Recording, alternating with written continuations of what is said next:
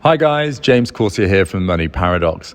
Hope you're all doing well. This week we've got the second part of my interview with Henry, who is an A&E doctor. We go deep and personal on all things money, talking about where he's come from, really poor background, all the way to where he is now, very financially successful, in I think it was less than 3 years of coming out of university, getting his first property, huge. And, he's made some mistakes along the way. We're going to be talking about that. We're going to be talking about the lessons he learned from his successes. So, guys, I hope you find it as interesting as I did conducting the interview. Stay safe and see you soon.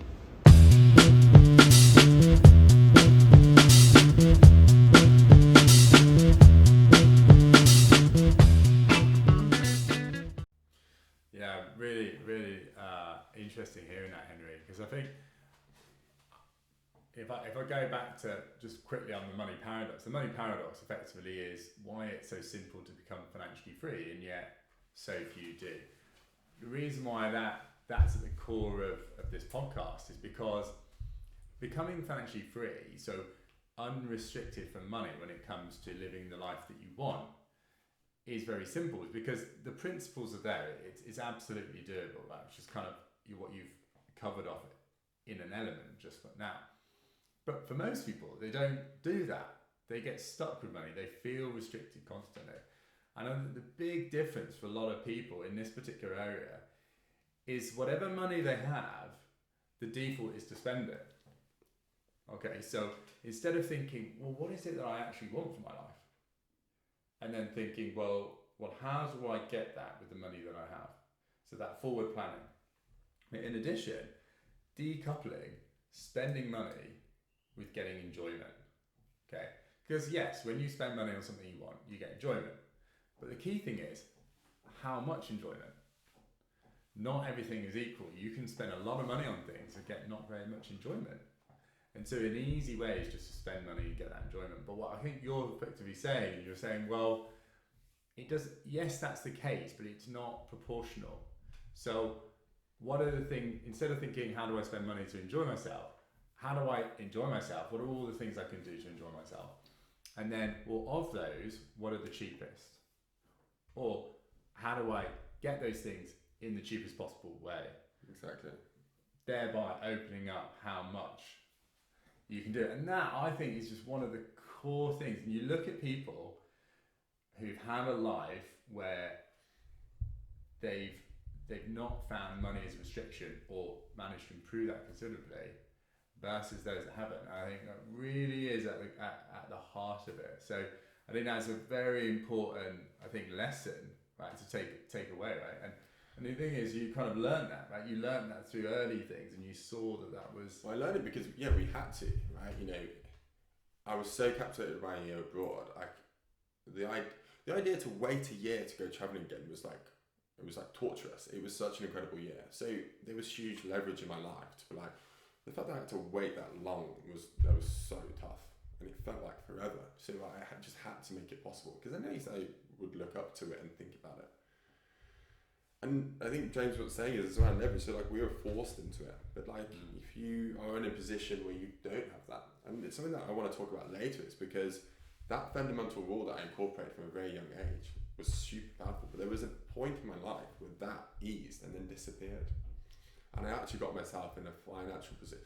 I've never been in debt or financial. I never had to be bailed out, but my approach to finance, it did change when I started working. Well, what was it that changed? What made you kind of go from being really effective in that area to suddenly losing traction? Well, yeah, we can talk about it now because I think it's a powerful one. To summarise what we've talked about is from a very young age we had no money, and it was tough, really tough, and it went on for years and years and years, and we dreamed big. And then when we got tiny little support networks to try and get big, like EMA or Paper Round or £200 a month in Guyana, we used it, as far as it would go. But then I graduated med school and I suddenly had a salary, and it was a decent salary when I was a doctor and I was living in central London. it wasn't an amazing salary. I still remember it was like, the base salary as a first year doctor was like 23,500, which, you know, is pretty good, but it's, you know, for someone who's gone to med school for 5 years, and, you know, it could be better, what I thought at the time. But that principle of, you know, making every pound count softened a little bit, because I now had a salary that was guaranteed to come into my account every month, and it was a pretty good one. And so those hard and fast rules, I went out the window a little bit, and I felt like I deserved it. And, you know, in many respects I did. You know, I had a hard life. I worked extremely hard to get into the position I did. But that, you know, stretch every penny and pound softened a little bit. And as my salary started to increase, my respect for money and that rule went out the window a bit, because I felt like I had a hard life and I felt I deserved luxuries. And what James was highlighting earlier, and I started to spend more money to get more enjoyment. And I think that balance is a difficult one to get used to, especially if you increase your earning potential quickly. And that's something that I did, and I explored as quickly as I could. And so I got to a point where I stretched every penny a pound. I had these incredible experiences. So for example, I spent a year in Guyana, incredible, and then 3 months in, like, you know, Thailand, India. I spent 3 months in South Africa, all these crazy trips. So when I graduated, I went on, 2 or 3 holidays a year of 1 or 2 weeks each. So much less time out of the country.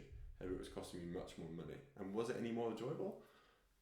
Probably not. My most favourite times travelling were in Israel, in Guyana, where I lived. And so I without realising, I lost that respect for money, and that rule went out the window. And taking it a step further, subconsciously I was realising that was playing out. And so instead of my mind saying, how do I spend less money? How do I save more money? How do I get back on track? What I think most people do, and what I did, was, how do I earn more money? Because when you feel poor and you feel restrictive, and you feel like everything's not, the income and the outcome's not marrying up, your first approach is to earn more money. And I was in a job that, being creative, you could do that.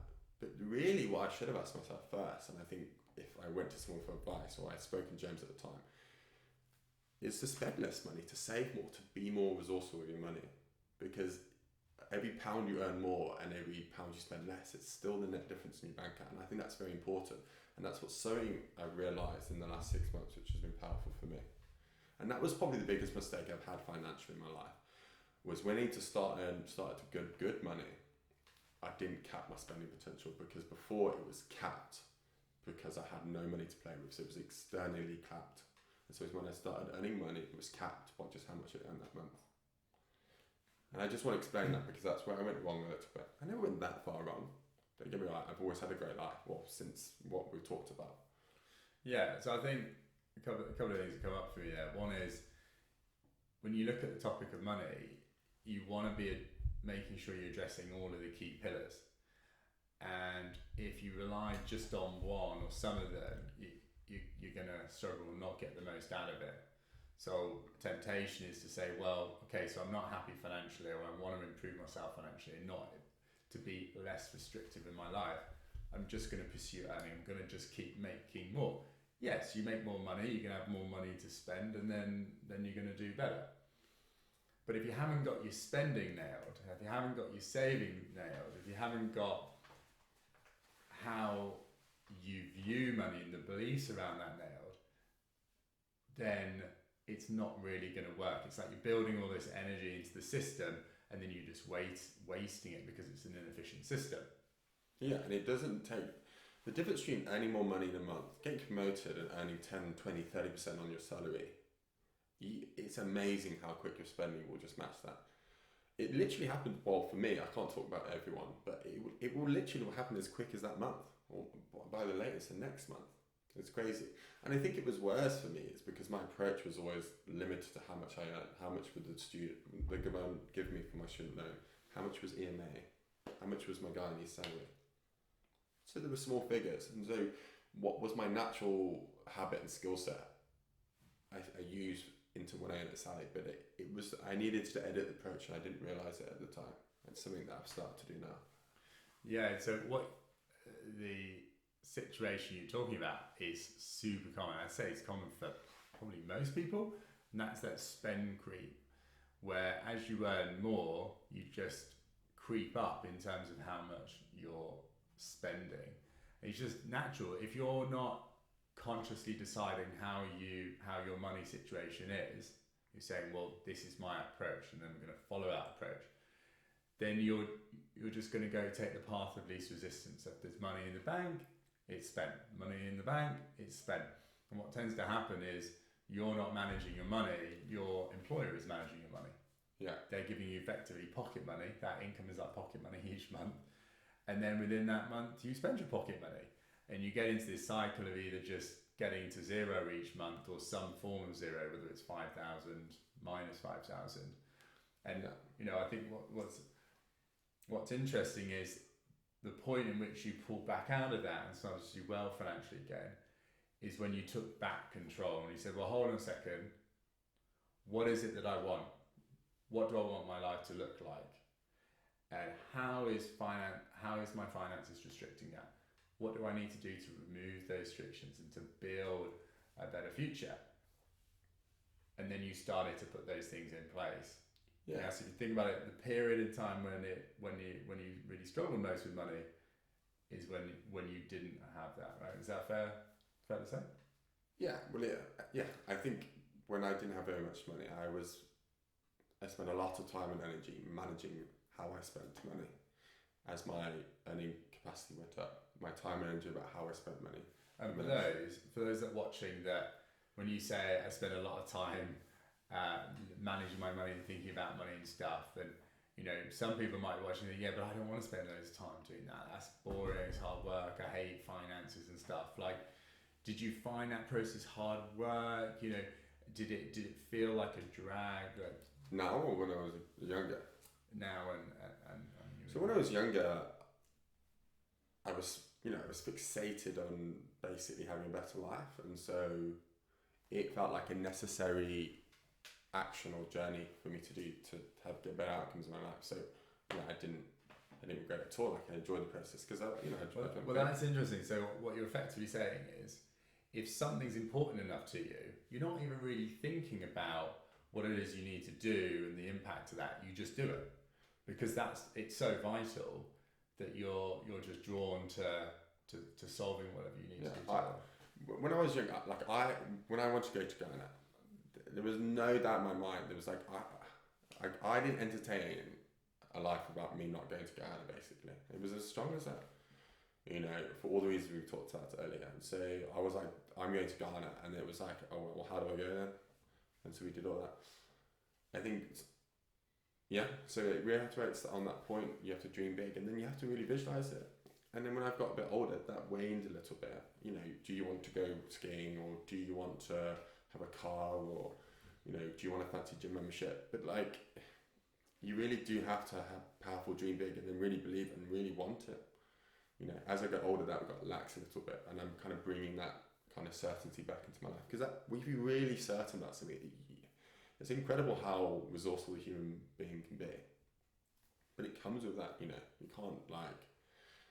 Okay, so for those watching that maybe don't have that strong conviction or pull towards what they want, you know, they might have ideas of things they'd like, or they know they want a better life, but they don't have that drive, that passion or clarity on what it is they want. What would you recommend to those people?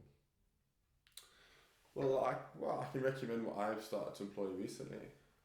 You know, a lot of people talk about how to financially manage your money, and as I highlighted, I got a little bit lost over the last couple of years, and so I basically needed to simplify it. And in my mind, you've got kind of like three main things that require money each month. You've got your necessities, that your direct debits that come out every month that you need to cover. You've got your disposable income that you spend each day and each week. Before you go into like the specific recommendation on money, I want to just first get clear on it. So I think what I was hearing is, in the two periods you did really well financially. Early on to bring yourself out of poverty, and then later on to get into a real strong financial position, you had a clear view of what it is that you wanted from life. Yeah. And it was just a matter of just getting there. There was no shall I or not. You just did. You did whatever you needed to do to make that happen. Exactly. So, and you might not know, you might not have a view. You just happened. But have a think. What was it that allowed you to get into that position? Because that was obviously a powerful place to tap into. But not everybody watching this has been able to get there. Yeah. So okay. So more high level than going to specifics. I think you just got to get excited about something again and passionate about it. You know, you don't have to be as ridiculously certain and like mind blown away about going like I was. I appreciate that's an extreme example.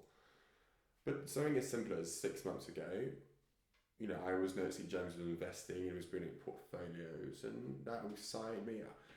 I was never that big as financially he was, so I took a step back from it. But then I started to talk more about it, and it sounded exciting. And then I looked into it more in detail. And before I knew it, I became really excited about trying to set up an investment portfolio. It was my skill set. I did medicine at university.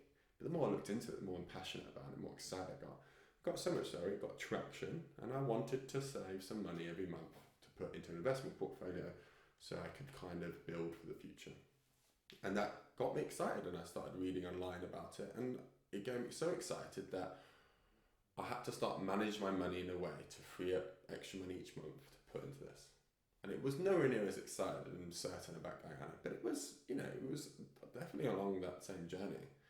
And the same thing happened with me wanting to try and buy the second property. And when I started to look at saving money to buy a second property, I realised there was not enough money in my bank account each month to cover that. And it really forced me, and I couldn't increase my earning potential anymore, which is what I historically relied on, because I've taken a training post, I'm an A&E registrar, you know, there's limits around all that. And so I was like, well, if I can't earn any more money, what's another way of producing more money? It was saving and spending less money. And no one likes that, because when you think about spending less money, you think restrictive, you think boring, you think saying no, you think all this horrible stuff you don't want to, especially when you're in your latter part of your 20s and you've had a tough life already. You just don't want to hear the word no anymore. Well, I didn't. But it forced me into looking at that. So I got passionate about two areas: investment portfolio and buying another property. And it realised I had to manage my money better. And the way that I work for me is I just made it automated. I worked out how much I thought I needed to spend in a week or a month, and then I broke it down to what was in a week and what was in a weekend. And I basically have a amount that's automated into my account on a Monday, and that's automated account on a Friday, that I think allows me to have an enjoyable weekend that I want, and on Monday, which allows me to buy my groceries and my transport to work. I've been doing it for the last 6 months, and it's automated, it's easy, and it works fine. So I got passionate about something, I made it easier, automated it, and 6 months in, it's going really well. Brilliant, yeah. So you've been able to establish that routine and maintain that routine by removing the conscious decision, having to rely on willpower. You're saying, well, if it's automatic, I don't think about it, it just happens in the background. And so I'd have to actively change that. I'd have to go in and alter that setup to be able to do it. So that's preventing you from pulling out of that system you put in place. Yeah, and it was like, and because everything's now automated, I don't need to log into my bank account and do anything. So in theory, I don't need to ever log on to any of my accounts and transfer money or take £100 out or pay someone. I occasionally might have to do it if I owe someone like gig tickets, or I have to transfer for a flight. That's a separate fund that we can go into detail later if you would like. But I think what was coming up for me is I just constantly checking my bank accounts 2-3 times a day. Constantly just transferring £50 here, £50 there to cover groceries, cover a gig or something. And it was happening so often, it was impossible to keep track of. So when it's automated, when you log in a bank account because it's infrequent, and you question yourself, why are you logging on? Do you need to log on? Do you need to spend that money? Why are you transferring that person? And when you double check yourself, if it's not needed, maybe you can not do it. Yeah, a big fan of automation, because if you've got simple finances, you might think, well, there's no point to automate. I can just do it manually. I've got more control. I know where I am. But it will hurt you in the long run. And I think a really important aspect of doing well financially, is to think about what are strong financial habits right? Putting those systems in place to build that strong financial future. So as you become more financially successful, inevitably your financial situation becomes more complicated, and the more automated it is, the less you need to get involved, and the more you're then just, you do it once, you set it up, and then you let it do its thing. You're not having to constantly check back in and rely on your own ability to stay true to whatever it is that you set up. So you think about how much you earn, how much you spend, how much you save, where all these areas you want to go to. If you're having to constantly do that on a weekly or monthly basis, it's too difficult and there's too much movement. So by going into a monthly process, you can also average, you can create a kind of a routine around it. And I think that's how humans want their life, right? It's where we want it simplistic, right? We want certainty. Yeah, certainty, but also, you want it to feel easy and straightforward. And I just think if you automate things and it works for the first month, for the second month, for the third month, then your brain realizes this can work for the last few months, it will work forever. And the beauty of that is when you get a promotion or you increase your earning potential.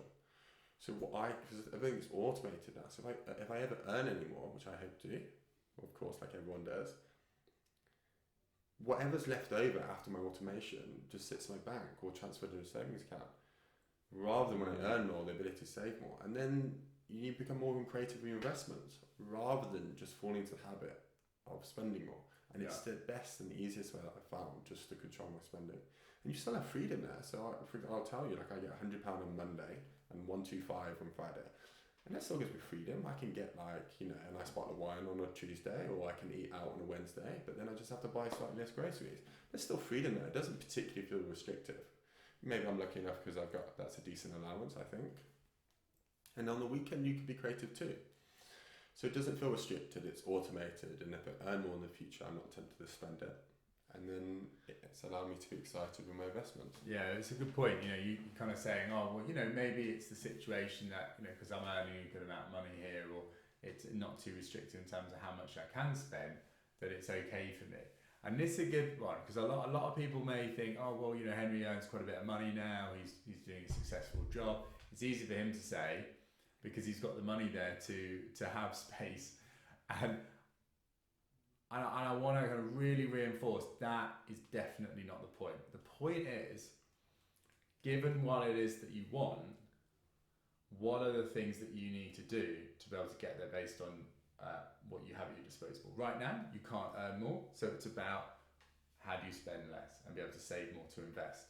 Think about it, when you first started work, when you're early on in your life, completely different set of techniques and tactics. It's not like you learn a set of techniques and then you just use those the whole life. What you did was you said, what do I want for my life? How will money support that rather than restrict it? How do I come up with ways to be able to deal with that based on the resources that I have at my disposal? When you were younger, you had a different set of resources. Now you have a whole new set of resources. More money, yes. Less time, yes. Restrictions on how much money you can earn though. So you came up with different ways. So I think that really is the important bit, right?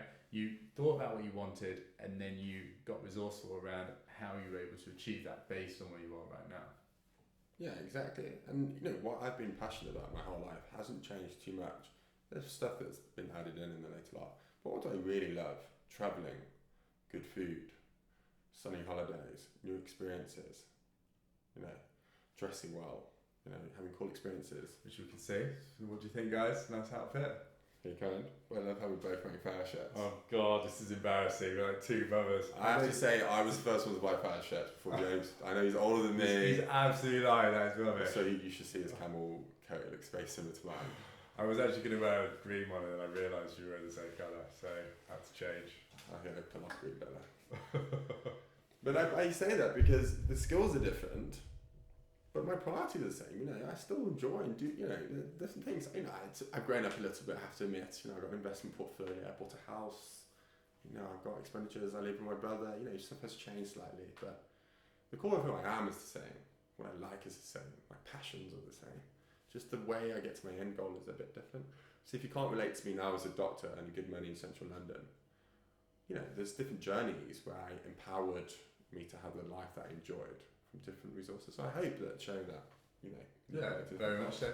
I want to go back to the point which I don't feel you properly answered, and that's what I'm hearing is the number of times where you've got passionate or you've decided that's something that was important to you, and then you've used that energy to get you to where you wanted to get to, or find out the reasons. You know, let's take for example, you know, the recently 6 months ago, you're like, right, I know you heard James was doing all of these things, and you got excited about it, and you wanted to pursue it.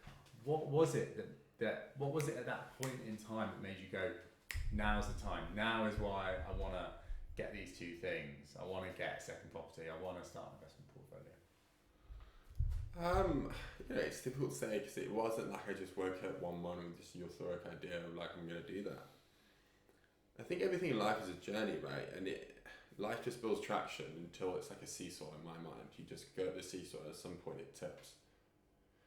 So, you know, high level, it was, you know, we were talking and you were talking about investments, and I had it on the shelf for ages to read. It was Money Master Game, and I started reading A Holiday with David in Fuerteventura like 2.5 years ago, and I tried again, and then it wasn't on the Kindle and it wasn't on Audible, so there was lots of setbacks.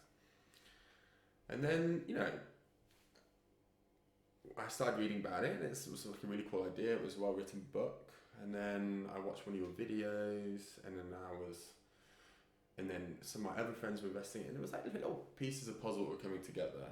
And then when I looked into it in more depth, I realised suddenly the potential of what financial freedom meant, and retiring early, and creating other incomes than your salary, you know, which a lot of people don't know about, and I didn't particularly know about growing up or even the last few years. And so I think a few things came together, and it was at the point where I realised I could earn money that wasn't only through my job, this concept of trading time for money, and that you could produce another income, which might allow you to work less in the future. And that really excited me because, you know, everyone has hard jobs. I'm not going to put out that I work any harder than anyone else, but, you know, to work as an NHS doctor, and particularly within A&E, and particularly with shift patterns, it's a lot, you know. Like, do I want to be working night shifts and 12-hour shifts for the rest of my life? No, I don't, as much as I love being a doctor. So this concept of maybe in the future working less of that, earning another income through a different revenue than my normal job, and a few things coming together in the books I read and hearing stories from you. And it got to the point where I started to read and know enough before I was dreaming about it, and then I was entertaining it as reality. And then there was a point where I thought, I think I could do this. I've done some pretty cool stuff in my life that I've worked really hard at. I don't see why I can't do this. You know, James has done it. The books say you could do it. I've had great results in the past, and I just got excited. So I felt like I had the tools. I felt excited enough and passionate about for it to become, and it started becoming what I would like to do, and then it suddenly became a must. It was like, nah, I need this in my life. I need this in my life to take my life to the next level. And I've spent a lot of my life trying to take my life to the next level, and I felt a bit, you know, not stagnant in other areas of my life, but it's a passion of mine to always excel in my life, and it felt at the right time with the right resources and passion about it, and it all came together. I don't know, and then it was the seesaw, and then I felt like it was a bit of the hard work getting up the seesaw because it wasn't my skill set. I did med school at university, like I'm not like I have the like innate skills of it, but I never sat down and read a book of it, right? So the idea of investing on a platform that's risky, I didn't have the education, so that scared me for a while. And then I felt like I tipped over the edge, and I thought, what could I lose? Yeah. So I mean, I was really listening out. I think what were the things behind it? Because that's what I find really interesting. Because that's how people can learn, you know, and then apply that. So what I'm hearing is really three main things. One is your network. Those that are around you. It goes back to what we were talking about at length at the beginning of this conversation. You were around me. I was talking about it. You were seeing things that I was doing in my own life. I was investing. I was buying properties. I was talking about it. You watched my videos. Friends as well, doing similar things. So the fact that you were around these people and that was rubbing off on you was huge. Yeah. Okay. big thing when we're talking about loads. Your network is so important. Secondly, inspired. You read these books and you thought, oh my God, this is so interesting, so amazing. Look at all you can do in this area. You talk to me, you talk to others around you. Oh, that's amazing. Wow, how are they doing that? And it brings that energy and excitement there. And then thirdly, seeing it as possible. So you're reading it, you watch these videos, you're talking to me, you're like, I could actually do that. So as soon as you bring possibility in, that I think is really the start of then moving through the stages from, oh, it's possible, to then saying, I could do that, I want to do that, to then I will do it. It's a must, right? And it's like there's different stages to get to must, and then must really is then what drags you through to whatever your difficulties are, whatever's coming up for you. Remember you said early on, I was trying to read this book, it was hard work, I couldn't get it on the Kindle, couldn't get it on this, couldn't get it on that. What would happen is if you have the wrong mindset, your brain will come up with reasons why you can't do it. Exactly. But as soon as you saw it as a must, boom, you did whatever you needed to do to get there. But if you take it back, I think it's that first step, it's possible. I can do this. Coupled with excitement, inspired to do it. And then having those people around you to create that spark, that you were able to foster. Is that good? Yeah. It was good. Well, Summary? Yeah, I think so. Yeah, and I feel like you could probably use that approach for anything else that you wanted to achieve. Yeah, because I quite like taking examples where we've achieved success in our life, learning from that and thinking, well, how was I so successful in that particular area? And then think, well, where else do I want to get success? And how do I take those learnings and put those into those areas? And we can do that from other people's successes, but we can also do it from our own. Everybody has their own blueprint of how we're able to achieve success. Some people achieve more or less success, but we do it often in different ways. There's general ways in which people do it, and that's what we're talking about here. But I would encourage you as well to think, how were you successful in the past? The things that you're proud of, really gets to the heart of what they are, and then think how to apply them going forward. I think that's just so powerful. And I would like to build on that, because I think this kind of this term of success, there's a general understanding of what success, and what I understood it growing up is there's an expectation of what success means in society, and it kind of means going to a pretty good university, getting a good degree, getting a good job, buying a house, settling down, having a couple of kids, and going on holiday once a year. And if you kind of nail that down, you've done pretty well. And don't get me wrong, I'm not underplaying that. That is an amazing thing to achieve. But when you reach that, that doesn't mean you can't get more successful than that. And I think it was more obvious and apparent to me and James because we, from a young age, had much less than that. So we always dreamt big just to get to that stage. But because we were so used to that process of building and dreaming bigger and growing exponentially, when we got to that level, you continue to grow. And I just wanted to say that you can always build and expand, become more successful. And I think that's the key. And it's important to me because since I was a very young kid, I dreamt about being a doctor, earning good money, not having to say no, and going on holidays because it's what I didn't have. And when I moved to London and I became a doctor and I went on holiday regularly and I got nice groceries and so on, I ate out, I still didn't feel quite happy. And it was only when I've started the last few years to expand on what I now think success is in different areas. I now just feel a bit happy and content around that, and I've built on that. So I'm just saying that, don't have boundaries around what you think success is. Don't just see what the norm is. Think hard, dream big, use the 10x rule because I feel like people settle in life a little bit. People meet to what's generally expected of what success is, and then they settle down. They try really hard. So they get to what they think is success, almost like an event or an outcome. Get there and then it's done. And it's normally achieved in the mid-20s, and they just sit on their laurels. And I'm not saying that's a bad thing. And if people are doing that, this is not, me disrespecting that. enjoy different things, and maybe it's just my mindsets, maybe it's my childhood, it's just how my character is. But I just, really do dream big, do 10x, and think what's making you happy, and take a hard, long look. Are you really happy? Is there something in your area that you'd want to be a bit better at? Is it like dancing, or do you want to earn a little bit more, or do you want to go more exotic holidays? I just applaud that, because I think that's important, right? Yeah, agreed. I think where I would really call out more here, and I think you've hinted at it, is knowing what success is for you. Because success for you is different to for me and for everyone else in this world. There's general things people would view objectively as successful, but man, people can be very different. So I think where really what you've done is you thought, what do I actually want from life? And I think because you'd had it difficult growing up, you'd had to really think, well, I don't want what I've currently got. So therefore, I need to think about what it is that I actually want, and then I need to think about how do I go and get that.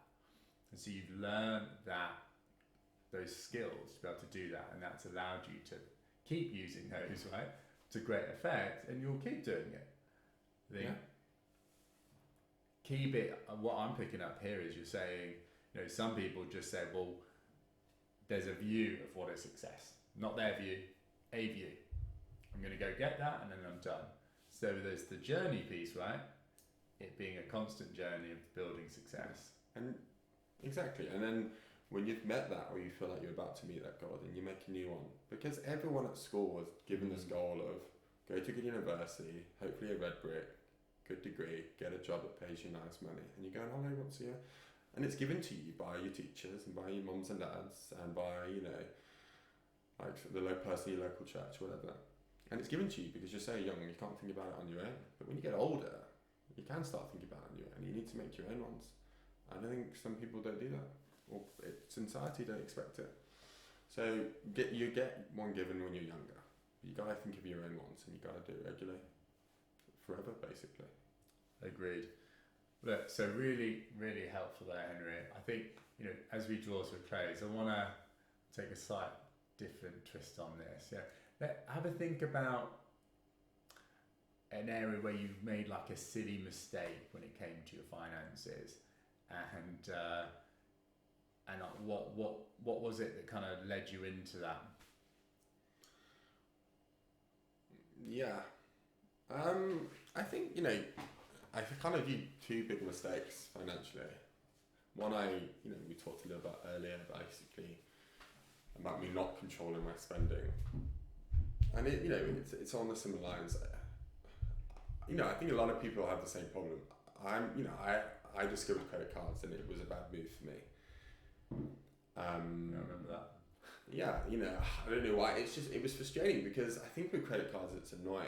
And it was the same thing about when I earned more money. When you earn more money, your spending increases. Which is okay, because it's your money. You've gone out, you've got the job, you deserve it, and by own rights, it's your money. You can spend it if you want. But it's annoying when you've been so good with every penny and pound you've had before. So that's frustrating. But what's even worse than that is taking out a credit card and then using that credit card to spend money that isn't yours, that you have to pay back next month. And that's basically what happened. I got an Amex, like everyone talked about, because of the bloody points and the flight things. Yeah, but Henry, just think about when you use that Amex, just think how much of a baller you are, mate. I know, you pull out the gold card and you get that free flight in 10 million years because you don't really get any points from it. Yeah, you get air miles, mate, every pound you spend, Still yet to get an air mile free flight. But I thought, because everyone talks about it, Amex is the best one. And that's what happened to me. I got a job and I increased my spending more aggressively than I should.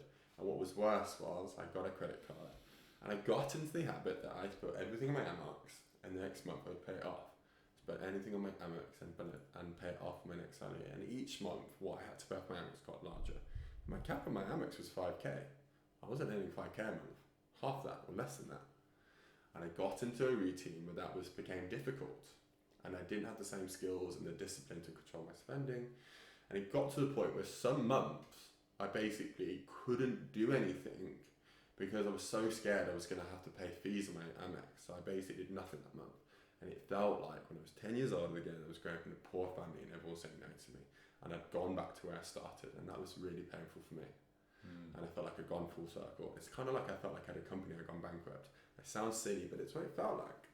And it was only until I didn't even give up the credit card. It was some few weird things happened, and they thought I was creating fraud on the account, which I wasn't. Creating fraud, hadn't they?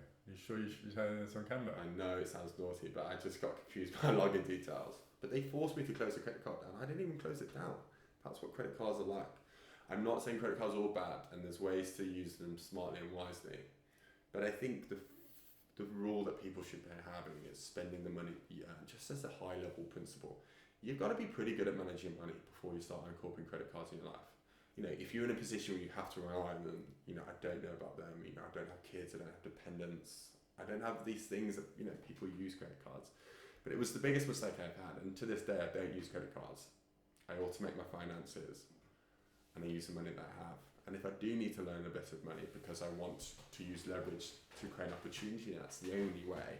I contact someone very close into my life, or my brother, and I ask them to lend me the money, the time frame I pay them back, and why I want that money. And because then at least you're double checking, is that a right move and sensible, and someone's holding you in check. And that was my biggest mistake. So you did talk about the learnings there, but how did you get out of it? Because this is important for a lot of people. A lot of people watch this video, probably in debt, probably got a credit card with some money on it. You know, it's very, very common. I see it in a lot of my clients. How did you got the learnings, but how did you pull back out of that? You're sitting there with your Amex, bloody negative £5,000 every month. Stuck, that's your new zero, right? How did you get back out of that? What's the things you did? Well, you know, it was painful. I realised how destructive it was and how limiting, and I told you it felt like I had gone back to ground zero. You know, it's happened twice in my life. Once when I had graduated university, like a year or two in, and you helped me get a credit card, and then what happened a little bit later. And it was basically painful. For 2 or 3 months, I couldn't do very much. I basically created my spending down to as low as possible. I think I subconsciously basically voided the credit card. You know, I didn't actually close it down, but they suspected, because I got my password wrong, and they wanted me to call them back, or they were going to basically close down my credit card. And subconsciously, I just didn't call them back, and I let the process of them closing down my credit card happen. And then I reduced my spending quite aggressively for 2 or 3 months to pay it off, and then that became my new baseline, and I promised myself I would never get a credit card again. Okay, so you created a situation, maybe consciously or not, to not be able to use it anymore. Okay, effectively close it down, and then reduce your spending over a few months to be able to slowly pay that down, and then create that as a new. And I just dreamt, I was like, how will my life feel when I'm not in debt? Not that burden, not leverage, not that pain, not that experience. And it felt, you know, it felt horrible to feel like I'd come. I worked so hard to get to that point, to work in London, to have a good job, earn good money. To feel like I'd come back full circle felt painful. So I created a dream and a hope of getting out of that, and I held on to that. So every time people asked me out for dinner, or to go to the pub, or to go on away for the weekend, and I said no, this concept of this dream of getting out of that pulled me through that. And on top of that, I went for support, and I asked James, and I asked like a couple of my close friends, and I was open about it. And then I promised myself I wouldn't use one again, and I don't have one. And I now, you know, automate my money, which I alluded to earlier. And yeah, what I love there is that, you know, I'm a big fan of this whole concept of failure or making mistakes is actually better than not. You know, it's a thing that I like to do, because it was by doing that you learn then what doesn't work for you, and then you apply certain principles in place to then not get into that situation in the first place. So, but the key thing there, right, is you had to have had that happen to you to learn that, but also that you learn from it, that you put things in place and not get into that in the future. So I think that's super powerful. Just quickly on credit cards, because I know a lot of people use it. Most of my clients I see when I first work with them are in this situation to a bigger or lesser extent. Credit cards are super powerful. I use them to great effect. You know, I get access to a huge amount of money at a very low interest rate, especially at the moment with interest rates being so low. They're amazing. But with that great power and opportunity, there's huge kind of risks and complications if you get it wrong. And the reality is most people do get it wrong. That's how these credit cards make their money. That's why they offer you that 0% credit card or whatever it is, right? Or really low interest rate, because they know when they pull you in, you get caught, like Henry did just there. If you are finding yourself not being able to manage it, or finding it ultimately being a detriment, just cut it, kill it. It's not a view of you not being good and a slant on how bad you are. It's just recognition of your own human psychology. Set yourself up for success, create the right environment for you, and then play to that. I think that's really powerful. Yeah, and you just drop the shame around it. I felt shame around it because I'd been financially independent since I was 18, and this was when I was like 20. No, this was older, when I was like 27, right? So financially independent for nearly a decade, and then not feel like that. And there was shame around it. I didn't want to tell James because I wanted to feel like I was success in my own right, or my best friends, or my mom. And when there's shame around it, you don't talk about it, it goes on for a long time. But then you've also got to think, how many people in the world have credit cards that they owe money on and they pay every month? And I'm not a financial teacher or people like James are, but I would have to imagine it's the majority. So drop the shame around it, it's common practice. And if you can kill it in the bud, just doing that and spending your own money that you earn, I think puts you in a better position than the average person. And that's just a great start. Just think like that, drop the shame around it, and that's a great first step. Have a couple of painful couple of months if you need to. But you've got how many, up to 100 years on this planet? I think it's worth it. Agreed. And I think that is a good topic in which to close today's conversation. This concept of shame and negative beliefs around money. The whole point of why I'm doing this interview with Henry, and I'll be doing many more on this, is to break the taboo around money. People just don't talk about the topic enough.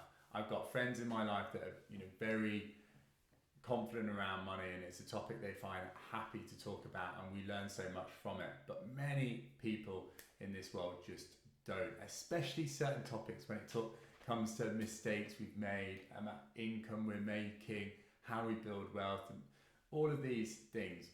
What I want to be doing going forward, and what I've hopefully done in this video, is really just lift the bonnet on what's going on for people when it comes to money. How have they got the successes in their life?